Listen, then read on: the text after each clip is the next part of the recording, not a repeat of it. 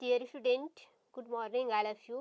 प्रतियोगिता संसार में आप सभी का स्वागत है। आज का हमारा अध्ययन विषय है जनसंख्या भूगोल और इसमें हम अध्ययन करेंगे जनसंख्या का विश्व वितरण प्रतिरूप। तो चलिए आज का टॉपिक अध्ययन करते हैं।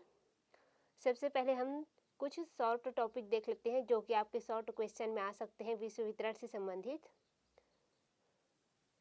तो इसमें फर्स्ट है, आज विश्व की कुल जनसंख्या लगभग, ये 2014 के अनुसार है, 714 करोड़ है। ये 2014 के जो आंकड़े निकले थे उसके अनुसार है, और वर्तमान में जो निकला है 22-23 में वो लगभग 8 अरब के आसपास है। तो इसे याद रखेंगे ताकि शॉर्ट क्वेश्चन में आए तो आप आंसर आसानी से लिख पाएँ।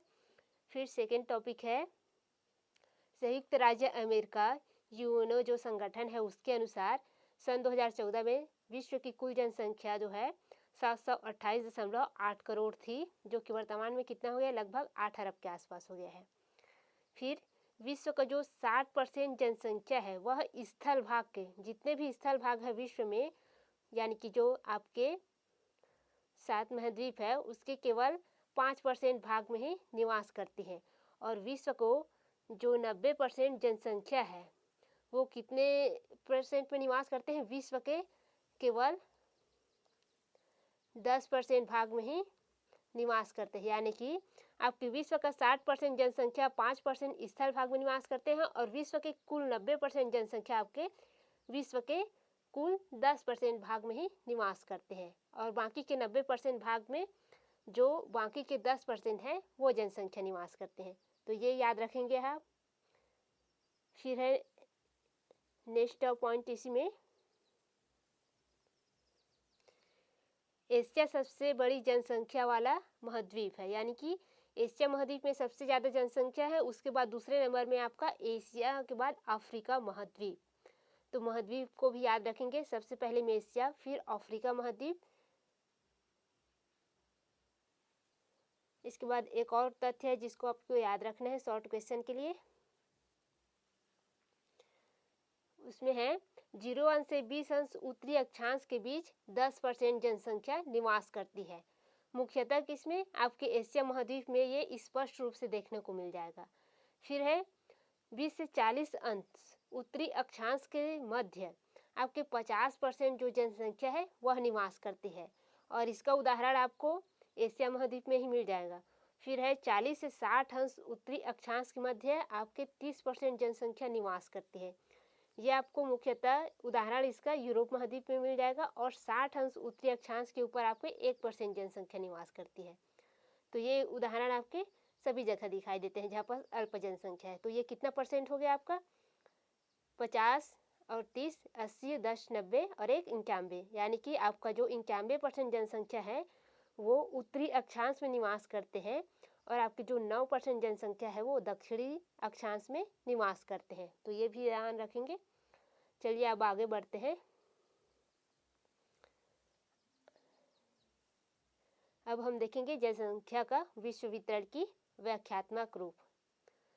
तो ये जो जनसंख्या का विश्व वितरण है हम विश्व मानचित्र के अनुसार अध्ययन करेंगे, और संपूर्ण विश्व में जनसंख्या वितरण को 4 श्रेणियों में बांटा गया है या बांटा जा सकता है। फर्स्ट है अधिक जनसंख्या वाले क्षेत्र या सघन जनसंख्या वाले क्षेत्र कह सकते हैं। फिर है मध्यम जनसंख्या वाले क्षेत्र है। इसके पश्चात है अल्प और अत्यल्प जनसंख्या वाले क्षेत्र, और फिर है निर्जन या बिना बसे हुए क्षेत्र। ये 4 श्रेणियों में हम रख सकते हैं। कुछ बुक में आपको अलग अलग मिल जाएगा, लेकिन मुख्यतः हम 4 श्रेणियों में ही रखते हैं इनको। तो चलिए इनका व्याख्या देख लेते हैं। यहाँ पर आप थोड़ा आवाज़ सुन करके लिख लेंगे क्योंकि इमेज थोड़ा सा धुंधला आ गया है मोबाइल की वजह से।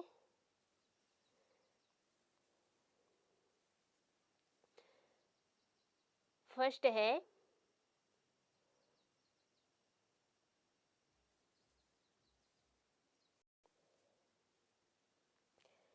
प्रथम है इसमें अधिक जनसंख्या वाले क्षेत्र या सर्वाधिक जनसंख्या वाले क्षेत्र। तो विश्व की लगभग 90% जनसंख्या उत्तरी गोलार्ध में निवास करती है, जो कि अभी हम प्रीवियस जो पॉइंट देखे हैं सामान्य जानकारी उसमें अध्ययन किए हैं। जिसका अधिकांश जो क्षेत्र है वो निम्नांकित 3 क्षेत्रों में संकेंद्रित है। इसे आपके जो एग्जाम है उसमें एक नाम पूछा जाता है, विश्व की सर्वाधिक जनसंख्या किन 3 विशाल समूहों में संकेंद्रित है या उसका क्या नाम है। तो उसका नाम पूछेंगे तो आपको बताना है ह्यूमन एग्लोमिनेशन, इस नाम से जाना जाता है इंग्लिश में उसे, और हिंदी में कहेंगे तो जनसंख्या की धुरी इस नाम से भी जाना जाता है। तो वो 3 क्षेत्र कौन कौन से हैं आपके, जहाँ पर जनसंख्या का संकेंद्रण सर्वाधिक है विश्व में। तो उसमें फर्स्ट क्षेत्र है पूर्वी दक्षिणी तथा दक्षिणी पूर्वी एशिया, यानी कि आपका पूर्वी एशिया, दक्षिणी एशिया और दक्षिण पूर्वी एशिया। फिर सेकेंड में है आपका यूरोप में, कौन सी, उत्तरी यूरोप, पश्चिमी यूरोप एवं मध्यवर्ती यूरोप, ये 3 क्षेत्र में। फिर है अमेरिका में, तो वहाँ उत्तरी अमेरिका और उत्तर पूर्वी अमेरिका, ये 3 क्षेत्र है जहाँ पर जनसंख्या का क्या है, विशाल समूह है, ये सर्वाधिक जनसंख्या वाले क्षेत्र है।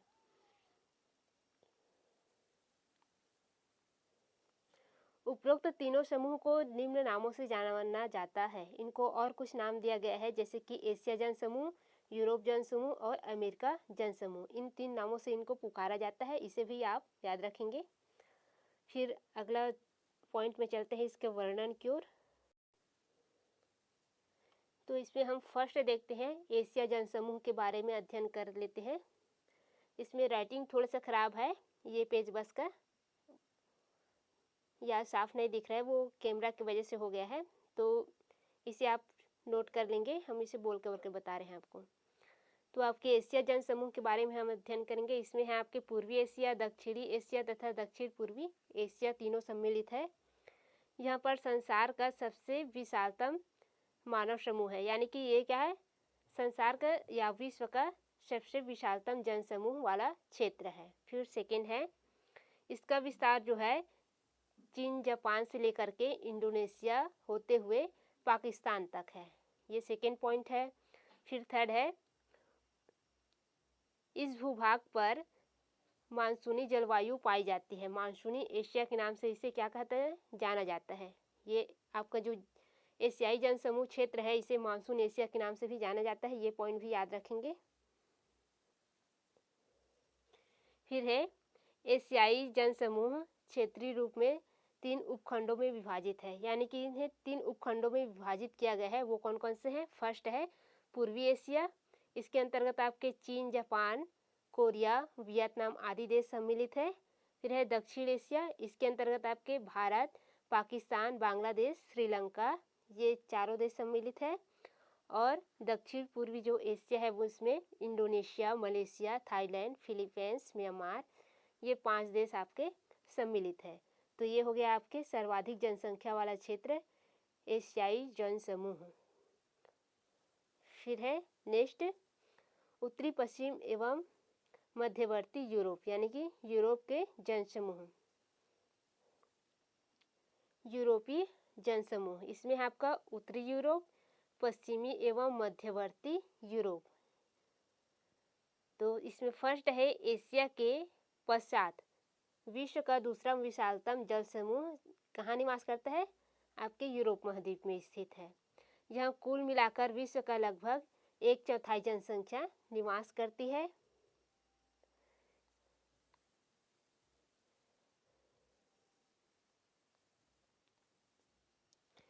यूरोपीय जन समूह के अंतर्गत, इसके अंतर्गत कौन कौन से देश सम्मिलित है, इसके अंतर्गत है Germany, Great Britain, France, Italy, Spain, Poland, Yugoslavia, Romania, Netherlands, Portugal, Hungary, Belgium आदि देश इसके अंतर्गत सम्मिलित है। जो यूरोपीय जन समूह है यहाँ पर 40 अंश उत्तरी अक्षांश से 60 अंश उत्तरी अक्षांश के मध्य जो जनसंख्या है उसका संकेंद्रण पाया जाता है, जिनकी सर्वाधिक संघनता जो है 45 से 55 अंश उत्तरी अक्षांश के मध्य स्थित है। जो कहाँ पर पाया जाता है, कोयले की पेटी है उसमें जनसंख्या का संकेंद्रण है। यहाँ का अधिकांश जो जनसंख्या है वह उद्योग व नगरों में निवास करती है या उद्योग या नगर की वजह से विकास हुआ है। फिर इसका तीसरा पॉइंट है, इस पेटी में जनसंख्या की सघनता सबसे अधिक है, अतः इसे यूरोपीय जनसंख्या की धुरी कहा जाता है, एक्सिस ऑफ यूरोपियन पॉपुलेशन इस नाम से इसे जाना जाता है, आपकी यूरोपीय जनसमूह क्षेत्र को। फिर नेक्स्ट है उत्तरी पूर्वी उत्तरी अमेरिका, यानी कि इसे अमेरिकी जनसमूह के नाम से जाना जाता है। ये सर्वाधिक जनसंख्या वाला तीसरा क्षेत्र है, अमेरिकी जनसमूह या उत्तरी पूर्वी उत्तरी अमेरिकी जनसमूह। इसमें आपके उत्तरी अमेरिका उत्तर पूर्वी अमेरिका दोनों सम्मिलित है। यहाँ पर विश्व का यह तीसरा बड़ा जनसमूह क्षेत्र है उत्तरी अमेरिका। उत्तर पूर्वी भाग में स्थित है ये क्षेत्र, जो एशिया एवं यूरोपीय जनसमूह की तुलना में काफ़ी छोटी क्षेत्र है, लेकिन जनसंख्या क्या है बहुत अधिक है यहाँ पर। इसके अंतर्गत संयुक्त राज्य अमेरिका के उत्तर पूर्वी भाग और कनाडा के पूर्वी तटीय क्षेत्र सम्मिलित है। इसमें अमेरिका जनसमूह के नाम से जाना जाता है। अमेरिका जनसमूह की कुल जनसंख्या में लगभग 90% लोग यूरोप में बसे हुए हैं, यानी कि यूरोपीय लोग यहाँ पर आके बसे हुए हैं, जो पहले समय में क्या किए थे, यूरोप से यहाँ का स्थानांतरण किए थे, ये वही लोग हैं। फिर है 18वीं शताब्दी में, 18वीं तथा 19वीं शताब्दी में यूनाइटेड किंगडम यानी कि Britain, Ireland, Germany, France, Italy, Australia, Hungary आदि यूरोपीय देश के जो निवासी हैं वो बहुत अधिक मात्रा में कहाँ स्थानांतरण किए थे, उत्तरी अमेरिका में स्थानांतरण किए हुए थे, जिनमें से अधिकांश जो महाद्वीप के थे वे उत्तरी पूर्वी तटवर्ती भागों में बस गए।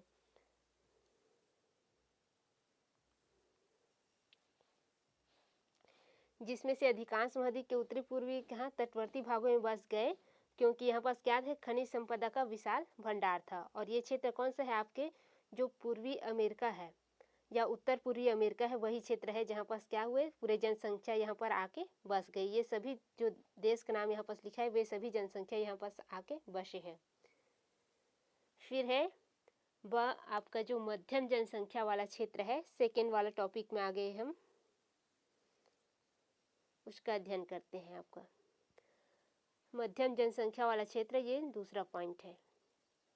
विश्व के उन भागों में जहाँ प्राकृतिक तथा मानवीय दशाएं अधिक जनसंख्या के भरण पोषण के लिए उपयुक्त नहीं है, किंतु वे मानव निवास के लिए बिल्कुल अनुपयुक्त भी नहीं है, ऐसा है, यानी कि मानव निवास के लिए उपयुक्त है, उस क्षेत्र को मध्यम जनसंख्या वाले क्षेत्र में रखा गया है।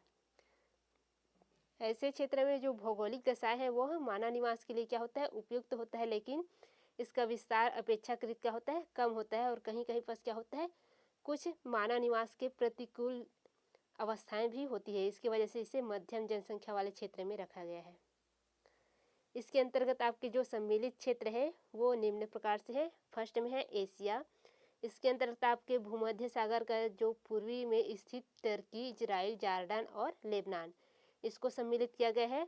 और फिर उत्तरी अमेरिका, इसके अंतर्गत आपके मध्य पूर्वी भाग जो मुख्यतः कृषि प्रदेश क्षेत्र है, जहाँ पर गेहूँ, मक्का, कपास आदि की खेती की जाती है, वो यहाँ पर क्या है, सम्मिलित किया गया है। फिर है आपका यूएसए वाला क्षेत्र, संयुक्त राज्य अमेरिका में कनाडा, मेक्सिको और पश्चिमी द्वीप समूह जो क्षेत्र है उसको इसमें सम्मिलित किया गया है। फिर दक्षिण अमेरिका से आपका पूर्वी तथा पश्चिमी समुद्र तटीय भाग, जिसमें Brazil, Argentina, Uruguay, Venezuela, Colombia, Peru तथा चिली के समुद्र तटीय भाग सम्मिलित है। फिर है अफ्रीका से मध्यम जनसंख्या वाला जो क्षेत्र है वो है नील नदी घाटी क्षेत्र, उत्तरी पश्चिमी अफ्रीका का जो क्षेत्र है मोरक्को और अल्जीरिया, और पश्चिमी अफ्रीका के तटवर्ती भाग जिसमें है गिनी, नाइजीरिया और दक्षिण पूर्वी अफ्रीका। तो ये है आपके मध्यम जनसंख्या वाले क्षेत्र। फिर आता है अल्प एवं अत्यल्प जनसंख्या वाले क्षेत्र, आपका ये तीसरे नंबर का जनसंख्या वितरण क्षेत्र है। अल्प एवं अत्यल्प जनसंख्या वाले क्षेत्र, इसके अंतर्गत विश्व के बसे हुए उन क्षेत्रों को सम्मिलित किया जाता है जहां जनसंख्या का बसाव बहुत कम है और यह यत्र तत्र बिखरे हुए समूह में निवास करते हैं, यानी कि ये क्या है, अखंडित रूप से निवास करती हैं। इस प्रकार के क्षेत्र सामान्यतः मरुस्थल, भूमध्य रेखीय घने बसे जो जंगली भाग है या बाहर स्थित सीमांत क्षेत्र है या कटे फटे जो पठार है, पर्वत है, पहाड़ है, उन क्षेत्रों में निवास करते हैं। सर्वाधिक रूप से कनाडा और यूरेशिया टैंगा प्रदेश है, वहाँ पास मिलते हैं ये। एशिया में जो आपके पश्चिमी चीन है, तिब्बत, मंगोलिया है, एशियाई रूप से विस्तृत है। ये सभी क्या है? ये सभी आपके न्यून जनसंख्या वाले क्षेत्र है, जहाँ पास क्या है आपके पठार या आपके जो मंगोलिया का ये क्या है मरुस्थलीय क्षेत्र है, या यहाँ पास कम जनसंख्या है।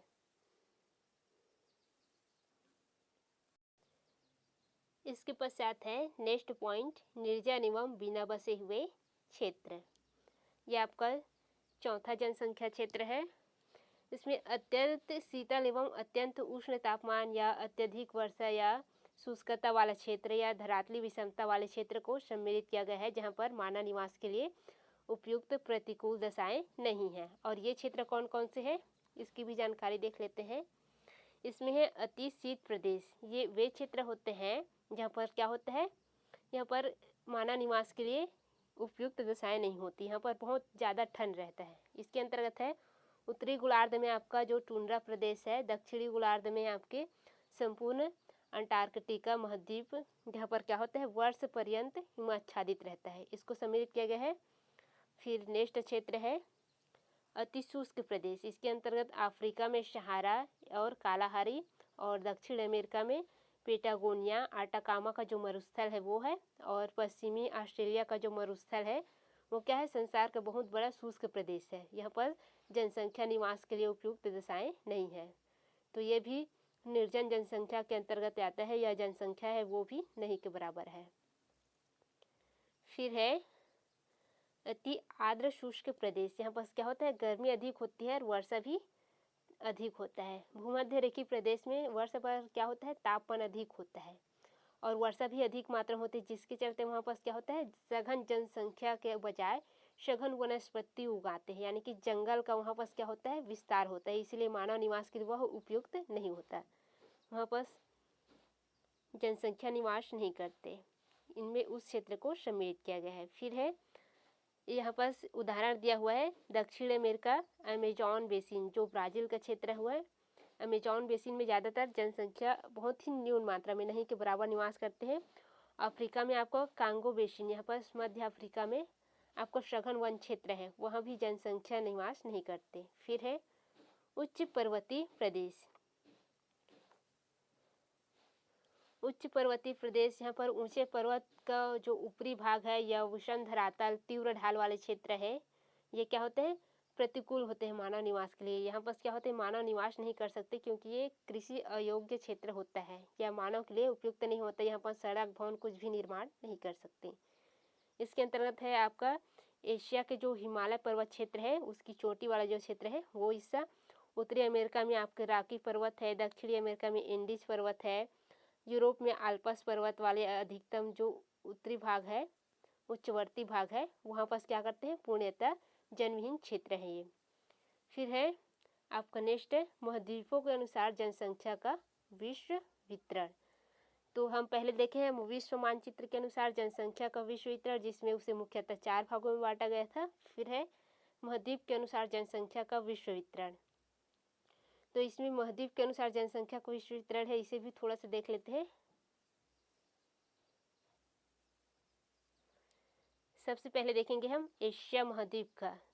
तो एशिया महाद्वीप में सर्वाधिक जनसंख्या वाले क्षेत्र है वो है पूर्वी एशिया, दक्षिणी एशिया। इसके अंतर्गत है पूर्वी एशिया के अंतर्गत चीन, जापान, ताइवान, कोरिया। दक्षिणी एशिया है आपका भारत, पाकिस्तान, बांग्लादेश, श्रीलंका। और जो मध्य जनसंख्या वाले क्षेत्र है यहाँ पर आपके एशिया में सर्वाधिक जनसंख्या वाला क्षेत्र ये हो गया एशिया महाद्वीप में। अब एशिया महाद्वीप में ही मध्यम जनसंख्या वाले क्षेत्र कौन कौन से हैं, पश्चिमी एशिया और दक्षिण पूर्वी एशिया। तो पश्चिमी एशिया में आपके टर्की, इजराइल, जॉर्डन है, और आपके दक्षिण पूर्वी एशिया में Myanmar, Burma, Thailand, Malaysia, Indonesia है। हम यहाँ पर जो अध्ययन कर रहे हैं ये है महाद्वीपों के अनुसार अध्ययन कर रहे हैं, इसलिए ये केवल आपका एशिया महाद्वीप का ही वर्णन कर रहे हैं, इसलिए इसमें अलग से आपको थोड़ा सा लगेगा। फिर है अल्प जनसंख्या वाला एशियाई क्षेत्र कौन कौन से है, इसके बारे में देखेंगे। अल्प जनसंख्या वाले एशियाई क्षेत्र, इसके अंतर्गत दक्षिण पश्चिम एशिया और मध्य एशिया के शुष्क प्रदेश शामिल है। आपका जो मंगोल का पठार वगैरह है वो क्षेत्र। फिर है यूरोप में जनसंख्या का वितरण। अब हम देखेंगे यूरोप का, अभी एशिया का देखे हैं। अत्यधिक जनसंख्या वाले क्षेत्र, इसमें उत्तरी पश्चिमी और मध्यवर्ती यूरोप, जो कि हम फर्स्ट में देखे हैं वही क्षेत्र आएगा इसमें। Germany, United Kingdom, France, Ukraine, Spain, Poland, Romania, Netherland और आपका जो हंगरी आदि देश है वे सभी इसमें आएंगे।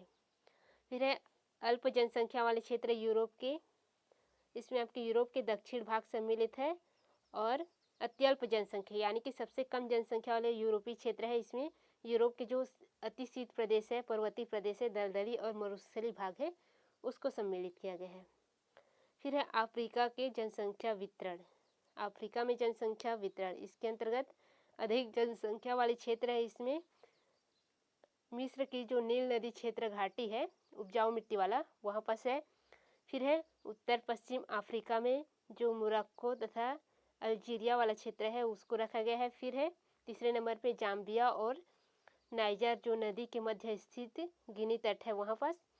फिर है दक्षिण अफ्रीका के दक्षिण तथा पूर्वी तटीय भाग, और दक्षिण अफ्रीका जो पूर्वी अफ्रीका के उच्च प्रदेश जहाँ पर आवासीय तथा कोचिनिया का पठार है, अबिसिनिया और कोचिनिया का पठार वहाँ पर। नेक्स्ट है उत्तरी अमेरिका में जनसंख्या का वितरण। यहाँ पर जो उत्तरी अमेरिका में जो स्थानांतरण करके बसे हुए क्षेत्र है वो लोग यहाँ पर निवास करते हैं। जो यूरोप का मूल निवासी है वो क्या हुए, यहाँ पर आकर बसे हुए हैं, जो फर्स्ट में हम अध्ययन किए हैं। इसके बाद है उत्तरी अमेरिका में कौन कौन से क्षेत्र आते हैं। उत्तरी अमेरिका में जो मध्य पूर्वी भाग है वे मुख्य कृषि प्रदेश है, ये सेकेंड नंबर में है। फर्स्ट हम देखे हैं जो मूल निवासी नहीं है, मूल रूप से यूरोपीय निवासी है, वो फर्स्ट टॉपिक में देखें, वहाँ से आप नोट करेंगे। हम सेकेंड टॉपिक देखते हैं उसमें से, जो मध्य पूर्वी भाग और मुख्यतः कृषि प्रदेश है। यह गेहूं, मक्का, कपास आदि जो कृषि कार्य करते हैं। फिर है इसमें कनाडा, मेक्सिको, पश्चिमी द्वीप समूह, ये इसके उदाहरण हैं।